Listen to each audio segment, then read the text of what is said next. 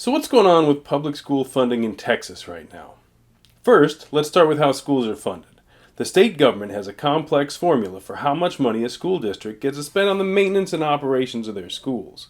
That number is set by taking the basic student allotment of $6,160, adding in some extras for the particular needs of the students, and multiplying that amount by the number of students in the district. The result of that formula is represented by this here line, referred to as the Tier 1 entitlement. Now, because the state hasn't updated that formula, that line hasn't budged in 5 years. Meanwhile, because of inflation, what the students need has continued to go up. Basically, even though everything from electricity to office supplies has gone up, what schools get to pay for those things has not. Looking at inflation over the last 5 years, it is estimated that the school districts would need at least an extra $1,000 per student just to maintain the services that they have been providing. The difference between the need and what the state lets us spend is why school districts all around the state have gone into deficit budgets just to try to keep up with our students' needs. Each year, your school districts try to adapt to these rising costs with no additional resources. And this is part of the reason why we are seeing districts struggle to hire enough bus drivers to get our kids to school on time and teachers to keep our class sizes reasonable. Again, the state-set school funding formula hasn't changed over the last 5 years, but your property values have changed. And even with a tax rate that is one of the lowest in the region, the money collected in property taxes will go over that line that the state says we can spend on our kids.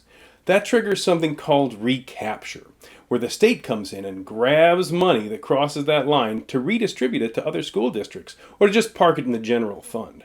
With rising property values, this is a larger and larger percentage of our school tax dollars every year. The state already has a record, $32.7 billion in budget surplus, so it's not like they need that money, but they're taking it anyway.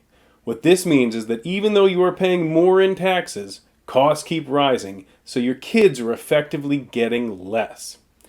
The longer this goes on, the deeper and deeper the cuts will have to be. School districts cannot run on a deficit budget forever. Eventually, our kids' classes will be jam-packed and the wonderful extracurricular programs we all love will have to get smaller and smaller. It's kind of a bummer. You have the power to fix this. By voting for the VATRE and the Bonds, you can make sure our students get more instead of less, while still keeping one of the lowest tax rates around.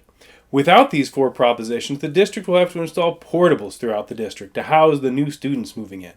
With these propositions, the district will build new classrooms. Classrooms are not only safer, but they are more cost-effective for you, the voter, in the long run. Without these 4 propositions, the district will have fewer teachers and larger class sizes. And since Rockwall currently has the lowest teacher salaries in the area, we will struggle to attract the high-quality candidates our students deserve. Students will get less attention and less access to support. By voting yes to these 4 propositions, we can not only hire more teachers, but we can offer more competitive salaries so we can hire the best teachers around. With this vote on the VATRE and Bonds, we either move forward or backward. There is no way to stay exactly where we are. We either vote yes for the VATRE and Bonds and we improve, or we don't, and we have to cut millions of dollars from our schools. By voting yes to all these propositions, we can keep more of our tax dollars here in Rockwall, we can build classrooms instead of portables, and we can recruit the best teachers. Our students can have more safety, more teachers, more classrooms. Vote yes for our students. Vote yes for Rockwall.